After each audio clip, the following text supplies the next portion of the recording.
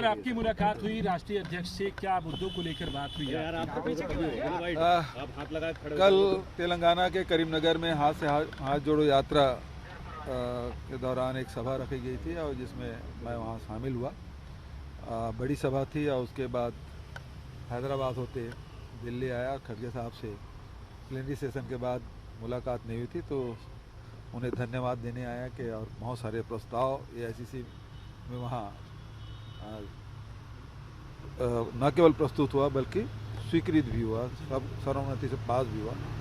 चाहे वो संगठन के बदलाव में हो, चाहे एग्रीकल्चर सेक्टर में हो, चाहे और दूसरे सेक्टर में बहुत सारे प्रस्ताव पारित हुए। तो मैंने उसके लिए उसके बाद मेरी मुलाकात नहीं हुई, तो धन्यवाद देने आया था। सर, इस साल चुनाव भी है छत्तीसगढ़ में, कितने आश्वस्त दिख रहे हैं सर? पूरी उम्मीद है, जनता का विश्वास हमें फिर से मिलेगा, ऐसा मैं सोचता हूँ। सर, राहुल गांधी जो है उनके ऊपर लगातार सरकार की तरफ से हमले किए जा रहे हैं। जो लंदन में उन्होंने कोई बातें कही, उनको लेके कभी उनको कहा जा रहा है कि इन्होंने बाहर के लोगों के साथ हाथ मिला लिया है, कोई उन्हें कह रहा है कि जो है ये फॉरेन सॉइल पे जाकर ऐसी बात करते हैं, ये देश की यूनिटी के लिए खतरा बन गए हैं। कांग्रेस के बीजेपी के राष्ट्रीय अध्यक्ष तो कह रहे हैं कांग्रेस बैंकरप्ट हो गई है। भारत तोड़ो यात्रा थी, भारत जोड़ो यात्रा थी। देखिए, सबसे पहली बात यह है कि इसकी शुरुआत किसने की।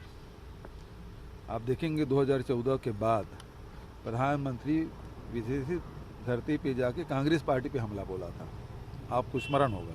तो शुरुआत जब आप कर रहे हैं, जब उंगली आप सामने तरफ करते हैं, 3 उंगली खुद की तरफ उठती है।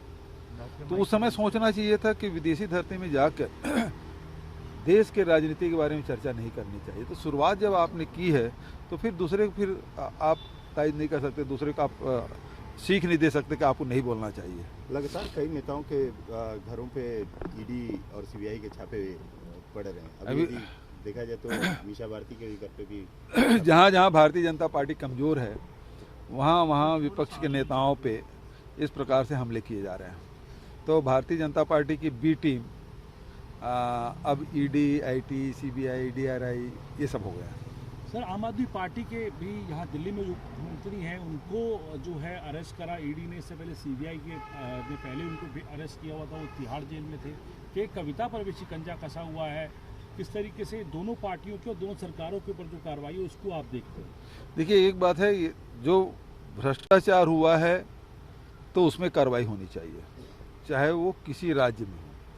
लेकिन ये करना कि केवल चिन्हित राज्यों में करें, भारतीय जनता पार्टी शासित राज्यों में नहीं हो रहा। अभी कर्नाटक में एमएलए के यहाँ 8 करोड़ रुपया पकड़ा गया। क्यों ईडी आईटी वाले छापा नहीं डाल रहे हैं वहाँ? क्या भारतीय जनता पार्टी शासित राज्यों में ये नहीं हो रहा है? क्या हेमंत बिस्व शर्मा के सारे केस समाप्त हो गए? उसमें कार्रवाई क्यों नहीं हो रही है? तो जितनी तत्परता आप दूसरे प्रदेशों में दिखाते हैं, उतनी तत्परता अपने ही शासित राज्यों में दिखाएं तो कोई उंगली नहीं उठाएगा। लेकिन जब आप चिन्हित करके आप कार्रवाई करेंगे तो लोग उंगली उठाएंगे ही। आम आदमी पार्टी जो कह रही है, आरोप लगा रही है पॉलिटिकल वेंडेटा का, और टीआरएस कह रही है, आप उसका समर्थन करते हैं इन दोनों का? मेरे प्रदेश में हो रहा है। मैंने कर्नाटक को उदाहरण दिया, आसाम को उदाहरण दिया, वहाँ कार्रवाई नहीं हो रहे हैं। तो मैं किसी समर्थन या विरोध नहीं, ये संस्थाएं बनी हैं भ्रष्टाचार के खिलाफ कार्रवाई करने के लिए। मैंने प्रधानमंत्री भी चिट्ठी लिखा, एचएम को भी चिट्ठी लिखा कि हमारे यहाँ चिट फंड कंपनियां हजारों करोड़ रुपया जनता से लेके भाग गई। उसके डायरेक्टर हमारे यहाँ सैकड़ों की तादाद में गिरफ्तार भी कर लिए। हमने उसकी संपत्ति, पूरे देश में पहली बार ये हुआ है कि उसकी संपत्ति कुर्क करके उसको पैसा वापस भी करा है। करीब 40-50 करोड़ रुपया वापस भी कर दिया। लेकिन जहाँ हजारों करोड़ है वहाँ 40-50 करोड़ क्या मायने? मैंने ईडी डायरेक्टर भी पत्र लिखा, एचएम को भी पत्र लिखा कि इसे ईडी से जांच करानी चाहिए। सीधा सीधा मनी लॉन्ड्रिंग का केस है, वो हाथ में नहीं ले रहे हैं।